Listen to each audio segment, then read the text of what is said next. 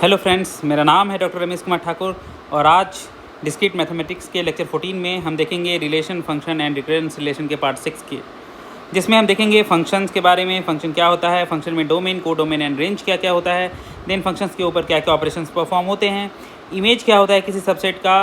उसके बाद हम सीक्वेंस के बारे में भी थोड़ा देखेंगे, सीक्वेंस क्या होता है, रिकरेंस रिलेशन क्या होता है, इन टर्म्स ऑफ सीक्वेंसेस भी देखेंगे एंड इन रिकरेंस रिलेशंस को सॉल्व कैसे किया जाता है। तो चलिए शुरू करते हैं। सबसे पहले हम देख लेते हैं फंक्शंस के बारे में कि फंक्शन होता क्या है। तो फंक्शन जो है, it basically assign exactly one element of a set B to each element of a set A. So ये किसी भी दो सेट के ऊपर लगता है, ठीक है। ये किसी भी दो सेट के ऊपर लगता है और किसी भी दो सेट के ऊपर ऐसे लगता है कि बी के हर एक एलिमेंट को ए के हर एक यूनिक एलिमेंट से असाइन करता है, ठीक है। ओके, सो जैसे मान लो कोई ग्रेड है, ठीक है, A B C D E F, इस तरह से ग्रेड्स होते हैं ना। इसको स्टूडेंट इन अ क्लास से हम असाइन करते हैं। मतलब कोई स्टूडेंट है, सपोज ए सेट में स्टूडेंट है, ठीक है, राम, श्याम एंड मोहन, एंड तीनों को कोई कोई ग्रेड असाइन करनी है, लाइक ए बी एंड सी। तो सपोज राम को असाइन हुआ बी, श्याम को असाइन हुआ ए और मोहन को असाइन हुआ सी।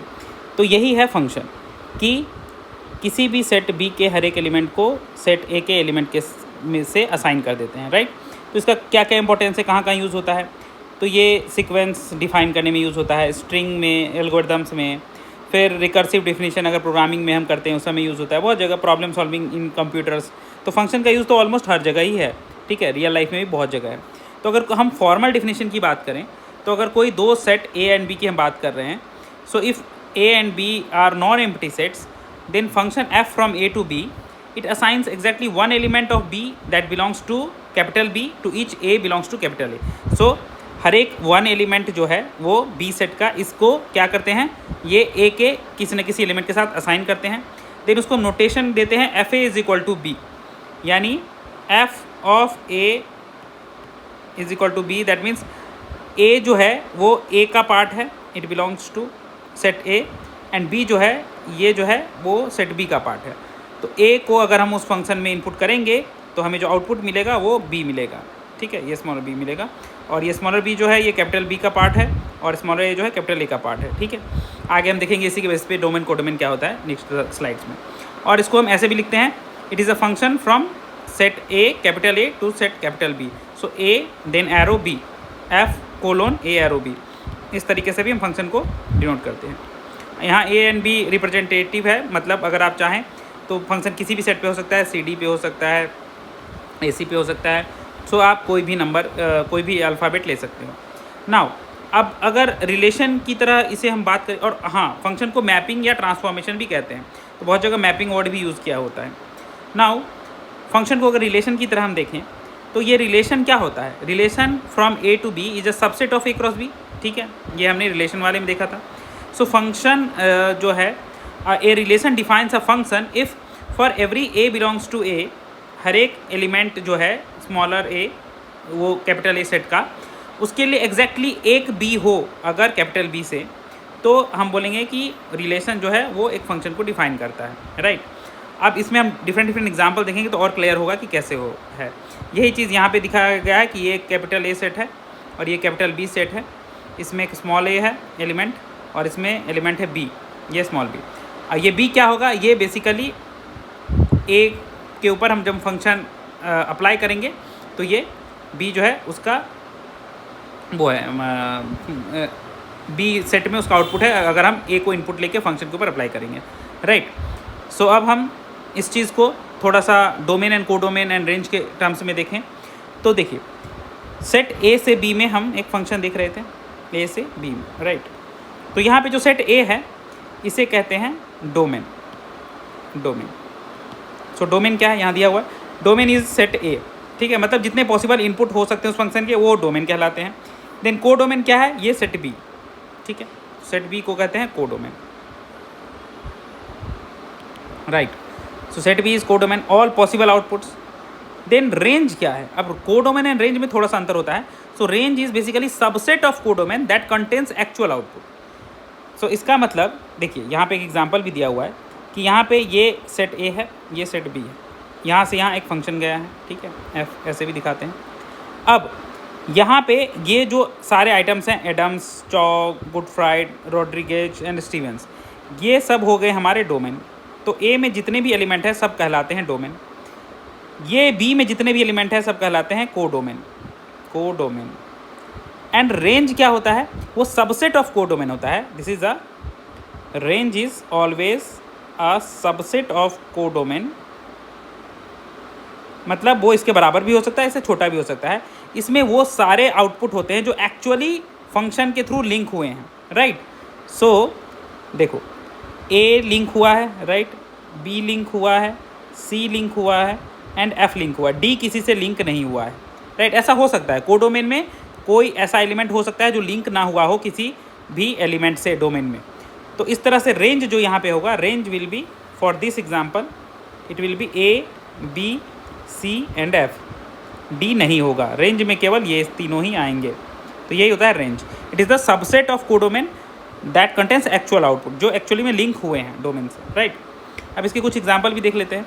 एक एग्जांपल जैसे ग्रेड असाइनमेंट, तो इसमें ये फंक्शन है यही जिस पे हम बात कर रहे थे अभी, ये असाइन करता है ग्रेड टू स्टूडेंट। तो ये स्टूडेंट्स हैं, ए में, बी में ग्रेड्स हैं। तो डोमेन क्या है हमारा, ये पूरा पार्ट जो अभी जस्ट हमने कहा, उसमें कौन कौन आएंगे देखिए। Domain is Adams, Chow, Goodfriend, Rodriguez and Stevens. Codomain क्या है, ये सारे A B C D F जितने भी हैं, देखिए कोडोमेन है। देन रेंज क्या है, जो जो एक्चुअली कनेक्ट हुए, जो अभी जस्ट मैंने लिखा A B C F, so A B C F is range. तो आई होप आप लोग डोमेन, कोडोमेन, रेंज समझ गए होंगे। कुछ और एग्जांपल है, जैसे कोई रिलेशन है कि अब्दुल 22, ये ऐसा है कि एज का फंक्शन है कि एज कौन सा इंसान और उसका एज क्या है। सो अब्दुल 22 का है, ब्रेंडा 24 की है, कार्ला 21 की है एंड डिज़ायर जो है 22 का है, एडी 24 का एंड फेलिशिया 22 का। सो अगर इसे हम डोमेन, कोडोमेन, रेंज के रूप में अगर हम ट्रांसफ़र करें तो डोमेन क्या हो जाएगा, ये सारे नाम जो ये पर्सन है जिसके एज की बात कर रहे हो सब डोमेन में आ जाएंगे। तो Abdul, Brenda, Carla, Desiree, Eddie and Felicia. Codomain क्या हो जाएगा, कोडोमेन में चूँकि एज जो है बिटवीन 1 to 100 कुछ भी हो सकता है, राइट। सो हम एज ले लेंगे set of positive integers less than 100, right, वही यहाँ पे कोडोमेन है। एंड रेंज क्या है, जो एक्चुअली मैप हुए हैं, एक्चुअल आउटपुट जो है 22, 24, 21, 22 दो बार नहीं, एक ही बार, दिन 24, तो 21, 22 और 24 जो एक्चुअली मैप हुए हैं इनपुट से, वो हमारे रेंज में आ जाएंगे, राइट। तो यही होता है domain, codomain and range. And एक और थोड़ा मैथमेटिकल फंक्शन की बात करें, अगर स्क्वायर फंक्शन है हमारा, a function from Z to Z, that means integer to integer, और इसे हमने डिफाइन किया F X is equal to X square, ठीक है। तो इनपुट अगर हमारा एक्स है, ठीक है, तो आउटपुट हमारा एक्स स्क्वायर होगा। तो इस केस में हम बात करें डोमेन क्या है, तो क्या है, जेड से जेड में है ना, तो ये वाला पोर्शन हमारा डोमेन हो गया, ये वाला पोर्शन हमारा कोडोमेन हो गया। तो डोमेन है हमारा जेड, मतलब सेट ऑफ इंटीजर्स, कोडोमेन भी है हमारा इंटीजर्स जेड, ठीक है। बट रेंज क्या है, रेंज वही सारे फंक्शन होंगे जो स्क्वायर रिलेशन को सेटिस्फाई करते होंगे, ठीक है। तो रेंज में क्या क्या जाएगा, 0 के लिए 0, 1 के लिए 1, 2 के लिए 4, 3 के लिए 9, तो वो सारे स्क्वायर वाले टर्म जाएंगे रेंज में, क्योंकि वो एक्चुअली लिंक हुए हैं, एक्चुअल आउटपुट्स। तो रेंज में होगा परफेक्ट स्क्वायर, दैट मीन्स 0, 1, 4, 9 इस तरीके से। तो यही हो गया हमारा कॉन्सेप्ट फंक्शन का, डोमेन, कोडोमेन एंड रेंज का, राइट। अब कुछ ऑपरेशंस देख लेते हैं फंक्शन पे क्या क्या है, एंड इमेज भी देख लेंगे। तो पहले ऑपरेशंस में बात करें, कोई फंक्शन है, मान लीजिए f1 एंड f2 दो फंक्शन है, दोनों a से r पे हैं। एंड एडिशन की बात करें दो फंक्शन की, तो सिंपल f1 प्लस f2x जो होगा वो एडिशन होगा f1x प्लस f2x का। दोनों फंक्शन को अलग अलग कैलकुलेट करके आप ऐड कर दो। देन मल्टीप्लिकेशन भी वैसे ही होता है, f1 into f2x is f1x into f2x, दोनों को अलग अलग कैलकुलेट करके आप ये कर दो। जैसे एग्जाम्पल है, f1x है हमारा एक्स स्क्वायर एंड f2x है x माइनस एक्स स्क्वायर। तो f1 प्लस f2x क्या हो जाएगा, f1 plus f2x will be f1x plus f2x, अलग अलग तोड़ दो, that means it will B f1x था हमारा एक्स स्क्वायर और f2x क्या था x माइनस एक्स स्क्वायर, ये कट गया, ये हो गया हमारा x, ये हो गया आउटपुट, देख रहे हैं। एंड मल्टीप्लिकेशन में क्या, multiplication f1 into f2 is equal to f1x into f2x, तो इसको मल्टीप्लाई कर देंगे X square into X minus X square, that means X cube minus X four, right. तो वही है X cube minus X four, ये हो गया मल्टीप्लिकेशन। तो इस तरह से हम एडिशन और मल्टीप्लिकेशन ईजी वे में कर सकते हैं। अब इमेज ऑफ ए सबसेट क्या होता है, तो देखिए जब फंक्शन में हम बात करते हैं डोमेन, कोडोमेन, रेंज ये सब की, तो हमने समझ लिया क्या होता है, ठीक है, कि फंक्शन अगर कोई हमारा ए से बी पे है, तो ए हो गया हमारा डोमेन, बी हो गया हमारा कोडोमेन, एंड रेंज हो गया हमारा इस कोडोमेन का सबसेट जो एक्चुअल आउटपुट है, ठीक है। So this is the actual output. Now अगर हम इमेज की बात करें तो वो क्या होता है कि जब हम कोई फंक्शन में किसी सबसेट पे बात कर रहे होते हैं, राइट। जैसे ए जो है हमारा, मान लीजिए ए बी सी डी ई है, मैं इस एग्जांपल से समझा देता हूँ। ए बी सी डी ई है और ये फंक्शन है हमारा F A is equal to 2, F B is equal to 1, F C is equal to 4, F D is equal to 1 and F E is equal to 1, right. तो image of the subset S जो subset B C D, मतलब हम इस पूरे ए B C D पे बात नहीं कर रहे हैं, अब केवल हम बी सी डी पे बात कर रहे हैं, किसी सबसेट पे बात कर रहे हैं जो इसका कोई भी सबसेट हो सकता है। अब उसमें अगर हम बात करें कि भैया इसका, ठीक है, इसका रेंज क्या होगा, तो उस केस में रेंज को इमेज बोलते हैं, बस इतना ही फ़र्क है। जब हम पूरे फंक्शन पे बात कर रहे होते हैं तो हम बोलते हैं रेंज, और अगर उसका कोई सबसेट ले ले, मान लीजिए एस, तो हम बोलेंगे इमेज। तो क्या हो जाएगा, देखिए बी किससे कनेक्टेड है 1 से, सी किससे कनेक्टेड है 4 से, डी 1 से, तो 1 और 4 ही आ रहे हैं, तो हमारा इमेज जो है 1 और 4 होगा, ठीक है। अगर हम पूरे सेट पे बात करते तो रेंज हमारा हो जाता 1, 2 और 4, तीनों आइटम आते हैं, बट 2 का यूज़ नहीं हुआ है क्योंकि बी सी डी पे चर्चा हो रही है, तो बी सी डी का जो इमेज होगा वो होगा 1, 4। तो इसी तरह से इमेज किसी सबसेट के लिए रेंज होता है, ठीक है। Image is the range for any particular subset of any set, ठीक है। तो यही होता है हमारा इमेज। सो अगर हम फंक्शन पे बात कर रहे हैं ए टू बी, नॉर्मल केस में डोमेन, कोडोमेन एंड रेंज जो है वो ए का एक्चुअल आउटपुट, और अगर हम इसके किसी सबसेट की बात करें so S to B, S to B भी नहीं बोल सकते या बी बोल सकते हैं, डोमेन कोडोमेन का क्या है, कोडोमेन तो सही मिलेगा। So S is a subset of A, then इस केस में जो एक्चुअल आउटपुट होगा, जो यहाँ पे रेंज कहलाता था, यहाँ पे इमेज कहलाएगा, सबसेट के केस में इमेज कहलाएगा, दैट्स इट, ये डिफरेंस है।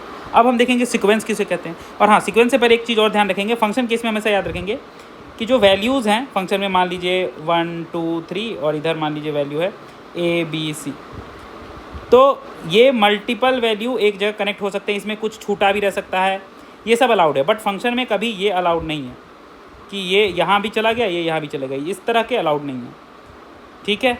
ये चीज़ें कभी फंक्शन में अलाउड नहीं होंगी, ये याद रखिएगा।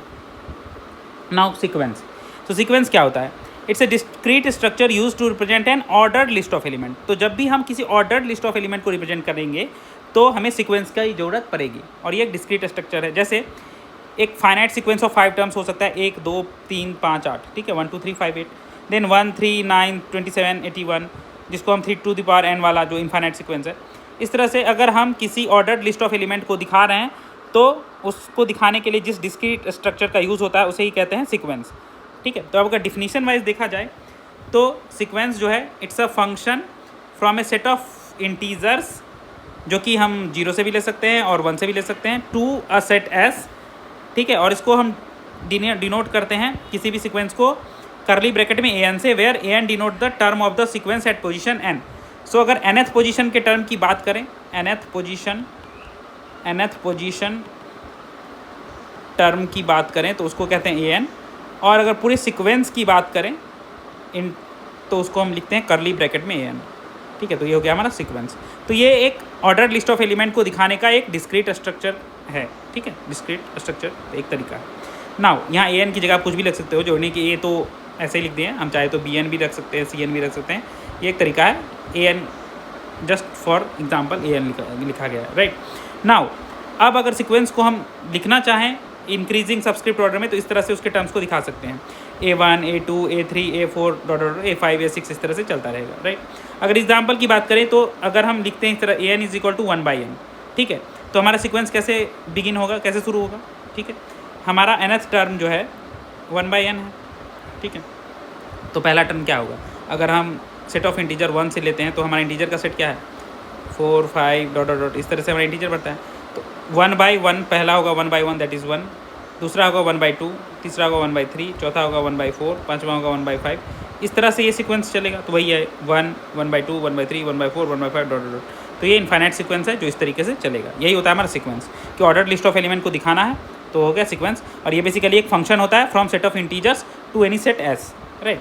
अब रिकरेंस रिलेशन क्या होता है, ये सीक्वेंस के बेसिस पे डिफाइन होता है। सो अगर कोई सीक्वेंस है an तो a recurrence relation for that sequence is an equation that expresses an in terms of one और मोर प्रीवियस टर्म्स। ठीक है, तो अगर हम an को अगर उसके वन और मोर प्रीवियस टर्म्स में रिप्रेजेंट कर सकें, लाइक an-1 या an-2 या एक या एक से ज़्यादा, तो उसको ही हम बोलेंगे it is a recurrence relation. मतलब उसे प्रीवियस चीज़ों के रूप में हम रिप्रेजेंट कर पा रहे हैं, प्रीवियस टर्म्स के रूप में रिप्रेजेंट कर पा रहे हैं।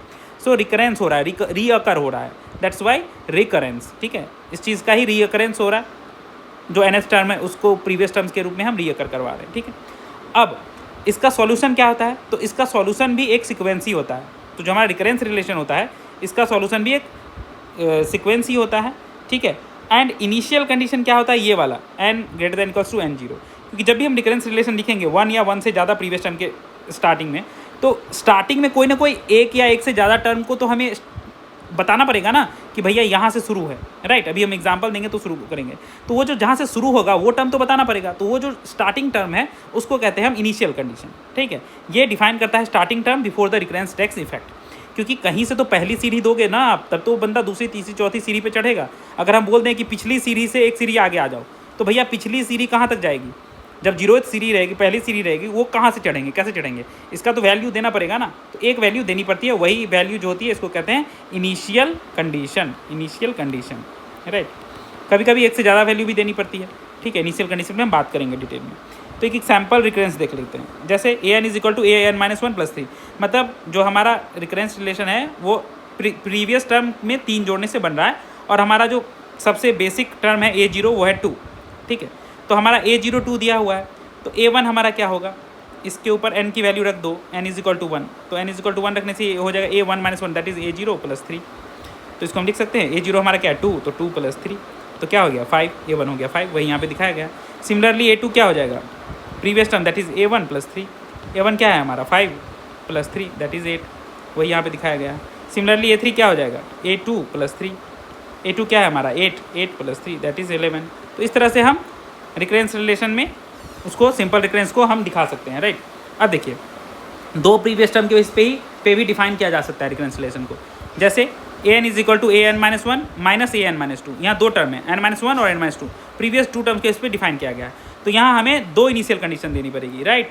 एक a0 और एक a1, क्योंकि दो टर्म चाहिए हर जगह डिफाइन करने के लिए, तो दोनों का स्टार्टिंग हमको लगेगा। ठीक है, तो अब चेक कर लेते हैं। जैसे a2 की बात करें तो a2 क्या होगा? a2 विल बी पहले तो an-1 that is a1 minus an-2 that is a0। तो हमें a1 और a0 दोनों चाहिए सबसे पहला टर्म निकालने के लिए। ठीक है, तो a1 माइनस a0, a1 क्या है हमारा? 5 माइनस a0 क्या है हमारा? 3, तो 5 माइनस 3 दैट इज 2, ये यहाँ पे किया गया है। सिमिलरली a3 निकालने के लिए हमें 2 चाहिए, a2 माइनस a1। सो a2 क्या है हमारा? 2 माइनस a1 क्या निकला था? a1 था हमारा 5, 2 - 5 दैट इज -3। तो इस तरीके से हम कभी कभी एक प्रीवियस टर्म के बेसिस पे भी डिफाइन कर सकते हैं रिकरेंस रिलेशन, कभी 2 के, कभी 3 प्रीवियस टर्म के बेसिस पे। तो इस तरह से मल्टीपल प्रीवियस टर्म्स भी हो सकते हैं किसी रिकरेंस रिलेशन को डिफाइन करने के लिए, और हमें एक इनिशियल कंडीशन चाहिए जिसके बेसिस पे हम सारे टर्म्स जो हैं वो निकाल सकें, राइट। अब देख लेते हैं कि इनिशियल कंडीशन का क्या रोल है। अभी जस्ट हमने देखा था 1 या मोर देन 1 प्रीवियस टर्म्स रहते हैं, तो हम स्टार्ट करने के लिए जो हमारा बेसिक कंडीशन चाहिए उसके लिए इनिशियल कंडीशन दी हुई रहती है। जैसे पहले केस में a0 था, दूसरे केस में a0 और a1 दोनों था, क्योंकि हमें 2 बेसिक टर्म चाहिए थे, राइट। सो रिकरेंस रिलेशन में अगर हम इनिशियल कंडीशन जोड़ देते हैं तो वहीं से हमारा यूनिक सॉल्यूशन मिलता है किसी रिकरेंस रिलेशन का। अब इसमें कुछ फेमस रिकरेंस रिलेशन है, जैसे फिबोनाची सीक्वेंस, आपने सुना होगा। फिबोनाची सीक्वेंस क्या होता है? It is the summation of fn-1 plus fn-2 for n greater than equals to 2, और हमें f0 and f1 दिया रहता है। वो क्या होते हैं? 0 and 1। बहुत फेमस है फिबोनाची सीक्वेंस, हमने कंप्यूटर साइंस में बहुत जगह इसका यूज़ किया है, सी प्रोग्रामिंग में भी इसका पढ़ते हैं, DSA में भी इसका यूज़ होता है, डिस्क्रीट में भी यूज़ होता है, राइट। सो ये कैसे होगा? ये होगा f2 to f6 अगर हमें पता करना हो तो f2 क्या हो जाएगा? f2 will be fn-1 that is f1 plus fn-2 that is f0। f0 और f1 दिया हुआ है, f1 क्या है? 1, और f0 क्या है? 0, तो दैट इज़ 1, तो f2 1 हो गया। इसी तरह से हम f3 क्या हो जाएगा? f3 हो जाएगा हमारा f2 प्लस f1, तो f2 क्या अभी जस्ट हमने निकाला 1 प्लस f1 क्या था हमारा? 1 दैट इज़ 2। तो इसी तरह से हम f3 निकालेंगे, f4 निकाल लेंगे, f5 निकालेंगे, f6 निकाल लेंगे, राइट। तो ये क्या हो जाएगा? प्रीवियस 2 टर्म का सम। f3 क्या हो जाएगा? प्रीवियस 2 टर्म 2 and 1 उसका सम दैट इज़ 3। f5 क्या हो जाएगा? f और 4 and f3 का sum that is 3 2 that is 5। f6 क्या हो जाएगा? प्रीवियस 2 टर्म 5 and 3 का सम दैट इज़ 8। तो ये सब कुछ फेमस सीक्वेंसेस हैं जिसे कंप्यूटर साइंस में काफ़ी ज़्यादा यूज किया गया है, और ये फेमस साइंटिस्ट थे फिबोनाची, उनके नाम पे है, उन्होंने इसके इन्वेंट किया था। नाउ अब कुछ इसका देख लेते हैं कि सॉल्यूशन पे बात कर लेते हैं। हाँ, फैक्टोरियल जो है ये भी एक रिकरेंस रिलेशन का काफ़ी फेमस एग्जांपल है, that is n factorial is n into n minus one का फैक्टोरियल। सो रिकरेंस के फॉर्म में अगर हम बात करें तो an is n into an minus one, ठीक है, प्रीवियस टर्म को मल्टीप्लाई कर देंगे n से तो वही हमारा फैक्टोरियल बन जाएगा, और उसमें a1 जो है हमारा इनिशियल कंडीशन 1 रहता है, ठीक है। अब अगर हम चेक करना चाहें कि कोई सीक्वेंस किसी रिकरेंस रिलेशन को सेटिस्फाई करता है कि नहीं, तो कैसे चेक कर सकते हैं? देखिए, अगर हमारा कोई सीक्वेंस है, सपोज n, उसमें हम an इज इक्वल टू अगर 3n रखेंगे for any every non negative integer n, तो क्या वो सॉल्यूशन होगा इस वाली रिकरेंस रिलेशन का 2an minus one minus an minus two for n is equal to 2 3 4 इस तरीके से। तो चेक करना है 3n सॉल्यूशन है कि नहीं, कैसे चेक करेंगे अभी जस्ट देखेंगे। उसके बाद ये भी बोला गया है इस क्वेश्चन में कि अगर आंसर हमें सेम क्वेश्चन का an is equal to 2 to the power n and an is equal to 5 पे भी चेक करना है, तो एक एक करके चेक करते हैं पहले 3n पे। तो जब an is equal to 3n है तो हम क्या करेंगे, इसको पुट कर देंगे इस इक्वेशन में। ये क्या है हमारा an is equal to 3n है ना, तो LHS में an is equal to 3n, तो LHS में तो ये 3n हो जाएगा, और RHS में पुट कर देते हैं 2an माइनस वन, तो 2an माइनस वन मतलब 3n की जगह 3n माइनस वन, क्योंकि जब an था तो 3n हुआ, तो an माइनस वन की जगह पे हम क्या लिखेंगे 3n माइनस वन, तो वही है 3n minus one because 2an minus one था, माइनस क्या था ये रिकरेंस रिलेशन हमारा an माइनस टू, तो an माइनस टू की जगह 3n था, तो n की जगह n माइनस टू, तो 3n माइनस टू, तो ये हमारा बन गया RHS में। तो इसको जब हम सेटिस्फाई करेंगे, इसको जब हम देखेंगे पूरा सॉल्व करेंगे, तो ये जगह 6n minus 6 minus 3n plus 6, तो 6 कट जाएगा, तो हमारा क्या बच जाएगा, ये हो जाएगा 6n minus 6 minus 3n plus 6 cut गया, 6n minus 3n that is 3n। तो LHS था हमारा 3n, RHS भी बन गया 3s, तो LHS is equal to RHS हो गया, दैट मीन्स यस सेटिस्फाई कर गया, तो an is equal to 3n जो है ये सॉल्यूशन होगा रिकरेंस रिलेशन का। तो LHS में भी रख दो, RHS में भी रख दो, हो जाएगा। सेम चीज़ अगर हम 2 टू द पावर n के लिए चेक करें तो LHS क्या हो जाएगा 2 टू द पावर n। अब RHS में अगर हम रखेंगे तो इसको थोड़ा दूसरे तरीके से भी कर सकते हैं। देखिए क्या होगा, देखिए अगर हमें 2an minus one minus an minus two करना है, ठीक है, तो हम a naught is equal to 1 यहाँ दिया हुआ है, a naught is equal to 1 है, a naught is equal to 1 and a1 is equal to 2। ये कैसे, 2 टू द पावर n के केस में अगर हम कैलकुलेट करेंगे तो 2 टू द पावर 0 क्या हो जाएगा 1 एंड 2 टू द पावर 1 हो जाएगा 2, और 2 टू द पावर 2 क्या हो जाएगा 4, राइट। तो a2 हो जाएगा हमारा 4। अब हम अगर a2 को वैसे कैलकुलेट करें through this formula 2an minus one minus an minus to से, तो a2 को लिख सकते हैं 2a1 माइनस a नॉट, तो ये हो जाएगा 2 इंटू a1 हमने अभी जस्ट कैलकुलेट किया है, क्या है 2, तो 2 into 2 minus a not calculate किया 1, 2 इंटू 2 माइनस 1, तो ये क्या हो जाएगा हमारा 3। बट फार्मूला से निकाल रहे हैं तो क्या निकल रहा है 4, तो a to the power n से निकल रहा है 4, और ये रिकरेंस रिलेशन में पुट कर दे रहे हैं तो निकल रहा है 3, तो ये नहीं है a2 के बराबर, दैट मीन्स ये जो है हमारा an is equal to 2 to the power n ये सॉल्यूशन नहीं है, ठीक है।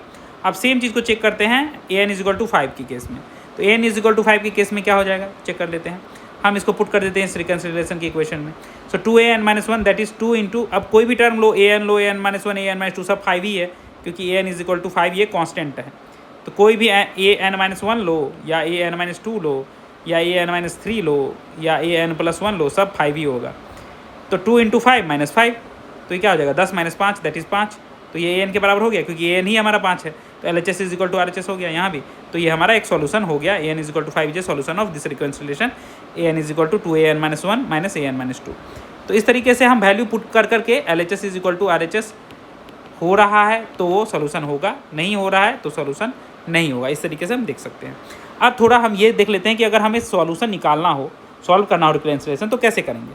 तो बेसिकली अभी हम इटरेशन मेथड पे फोकस करेंगे, बहुत सारे मेथड हैं, सबसे बेसिक मेथड पे फोकस करेंगे। इसमें 2 तरीके से काम होता है, एक तो फॉरवर्ड सब्स्टिट्यूशन जिसमें हम स्टार्टिंग से स्टार्ट करेंगे इनिशियल टर्म से और आगे जाएंगे अपवर्ड, एक होता है बैकवर्ड सब्स्टिट्यूशन, इसमें हम an से स्टार्ट करेंगे और डाउनवर्ड मूव करेंगे पीछे की तरफ, और अक्सर क्या होता है क्लोज फार्मूला गेस करने से हम काम करते हैं, और इंडक्शन जो है हम वो भी यूज़ करते हैं इसमें। तो देखिए क्लोज फार्मूला गेस करने के लिए क्या, लाइक एक ये इक्वेशन है an is equal to an minus one plus 3 और a naught is equal to 2 यहाँ दिया हुआ है, एक ही प्रीवियस टर्म है तो एक ही इनिशियल कंडीशन है, 2 रहता तो 2 देने पड़ते हैं। तो इस तरीके से हम सॉल्यूशन निकालना है इसका रिकरेंस रिलेशन का, तो कैसे निकालेंगे देखिए। हम क्या करेंगे, सबसे पहले हम A1 निकालने की कोशिश करेंगे। A1 क्या हो जाएगा हमारा? A1 हो जाएगा an-1 that is A0 + 3। A0 क्या दिया हुआ है? 2 + 3, ये हुआ। अब अगर A2 निकालेंगे तो ये हो जाएगा an-1 दैट इज़ A1 + 3। तो ये क्या हो जाएगा? ये A1 था हमारा 2 + 3, 2 + 3 + 3। तो क्या इसको लिख सकते हैं? 2 + 3 × 2, 3 2 बार आया। अब A3 अगर हम निकालेंगे तो इसको लिख सकते हैं A2 + 3, क्योंकि an-1 + 3 है तो A2 + 3। A2 क्या था हमारा? 2 + 3 × 2 + 3। तो इसको लिख सकते हैं 2 + 3 × 3। तो देखिए एक फॉर्म में जा रहा है। 2 + 3 × इसको 1 लिख देते हैं अगर हम, ठीक है, 1 से गुना करने में कुछ नहीं होता है। 2 + 3 × 1, अगर 1 था तो 2 था तो 2 + 3 × 2, 3 था तो 2 + 3 × 3। तो अगर हम an की बात करें तो इसको लिख सकते हैं 2 + 3 × n, जो भी n है। तो 2 + 3 × n इसका सॉल्यूशन हो गया, 2 + 3 × n। This is the arithmetic progression type of recurrence relation. तो इस तरीके से हम सॉल्यूशन निकालते हैं।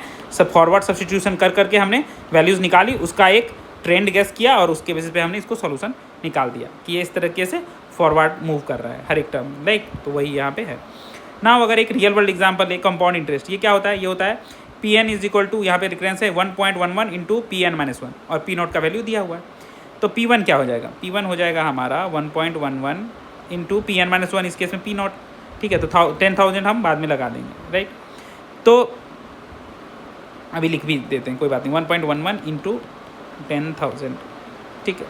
अब P2 अगर करेंगे तो ये क्या हो जाएगा? 1.11 × P1, ठीक है। अब P1 को हम क्या करते हैं?